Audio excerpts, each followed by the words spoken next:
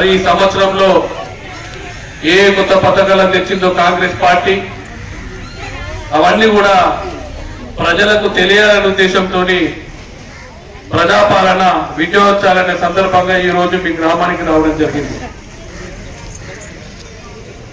మీ అందరికీ తెలుసు, ఆ రోజు ఎలక్షన్లలో కాంగ్రెస్ పార్టీ తరఫున నేను మీ ఊరికి వచ్చి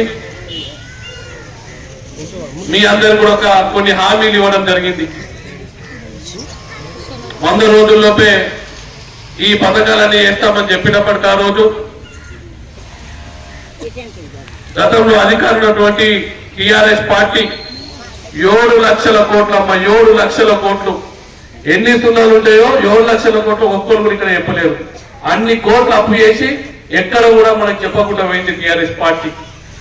100 రోజులలో సాధ్యం కాకపోయినప్పటికీ కూడా అన్ని కూడా కాంగ్రెస్ పార్టీ ఏవైతే హామీలు ఇచ్చిందో ఒక్కొక్కటి చేస్తూనే వచ్చింది.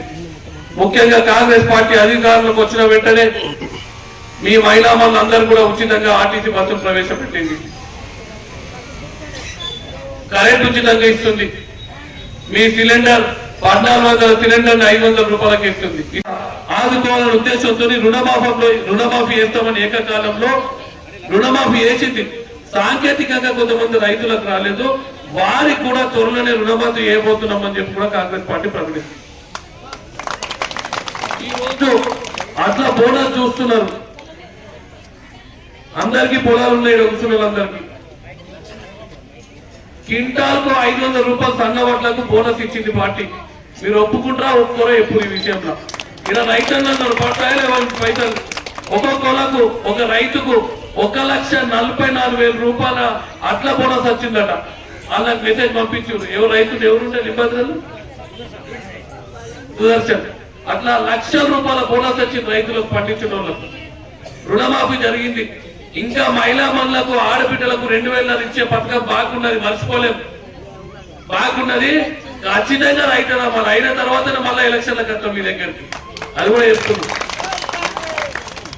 రైతులకు ఏ విధంగా అయితే రైతు భరోసా కింద పైసలు ఇస్తుందో భూమి లేని పేదలకు కూడా 12,000 కాంగ్రెస్ పార్టీ ఇస్తా అని చెప్పింది. అధికారంలోకి వచ్చిన తర్వాత ఇంకా ఈ 2 పథకాలు బాగున్నాయి. అవి 2 కూడా త్వరలో మీ అందరికీ రాబోతున్నాయి. కొద్దిగా టిఆర్ఎస్ పార్టీ అప్పులు చేసి చోకులు చేసి అప్పులు చేసి పోయింది. కొద్దిగా ఆలస్యం అవుతున్నందుకు మేము కూడా చింతిస్తున్నాం. కొద్దిగా మాకు కూడా బాధ ఉంది. మీరందరూ ఓపికతో ఉండాలని చెప్పి మీ అందరూ కూడా విజ్ఞప్తి చేస్తున్నాం. ఇన్ని పథకాలు చేసినప్పటికీ దురదృష్టంగా పాల్గొనాల కాంగ్రెస్ పార్టీ ఓడిపోయింది. మీరందరూ గట్టి ఓట్లు వేసిండ్రు. కానీ ఆ దొంగ సంపాదించిన పైసలు ముందంటే తట్టుకోలేకపోయినాం. ఓటుకు 2,000, 4,000, 5,000 ఇచ్చి ఓట్లను కొని మీ ఆడవాళ్ళందరూ బాగా ఓట్లు వేసారు. నాకు తెలుసు. ఆ ఓట్ల అమ్ముడు దగ్గర నేను గెలవలేకపోయినా. ఎందుకంటే విపరీతంగా దోస్తున్నారు. 7 లక్షల కోట్లు అప్పు చేసారు. దోస్తున్న పైసల దగ్గర తట్టుకోలేకపోయినాం.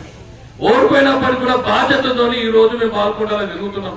మీకు ఏ విధంగా అయితే బతుకమ్మ గుట్టుకు రోడ్లు కట్టిస్తా అని చెప్పి మెట్లు కట్టిస్తా అని చెప్పినామో కట్టించినాం. 15 లక్షల రూపాయలతో సీసీ రోడ్డు నేర్పించినాం. CMRF 52 CMRF ఇప్పిస్తున్నాం. ఇప్పటికి LOC ఇప్పిస్తున్నాం. మరి ఇవే కాకుండా ఊర్లల్లో ఆ రోజు ఆ పార్టీ నాయకులు ఏ విధంగా అయితే ప్రజలపైన దౌర్జన్యం చేస్తుండో వాళ్ళందరూ కూరలు విక్తా అని చెప్పినాం. ఈ రోజు ఎవరు దౌర్జన్యం లేకుండా చేసినాం. మీ అందరూ కూడా గంజాయిని కథం చేసినాం. గంజాయి అంటోడు ఇలా లోపల కనిపిస్తున్నాం. వాడు ఓడైనా సరే ఓడు గంజాయిని మాట వస్తే వాడిని లోపల తండ్రులని చెప్తున్నాం. నా దగ్గర మాట లేదని చెప్తున్నాం. ఓడిపోయినప్పటికీ పార్టీ అధికారంలోకి వచ్చింది కనుక బాధ్యతతో ఉండాలి కనుక ఆ బాధ్యతతో వెలిగి నాకు మీద బాధ్యతగా సొంతగా తీసుకొని మీ అందరికి అందుబాటులో ఉంటే అన్ని సేవలు చేస్తున్నాం. కాంగ్రెస్ పార్టీ కూడా అవకాశం ఇచ్చింది. ప్రజలను కాపాడుకొని మంచిగా అయిందని చెప్పి మీరందరూ కూడా ఆలోచించాలమ్మా. వచ్చిన 6 నెలల లోపల కూడా ఈ పనులన్నీ జరిగినాయి. ఇంకా ఇంతకుముందు చెప్పినట్టు 2 పథకాలు ఉన్నాయి. తప్పక కూడా మీకు చేసి చూపిస్తాం.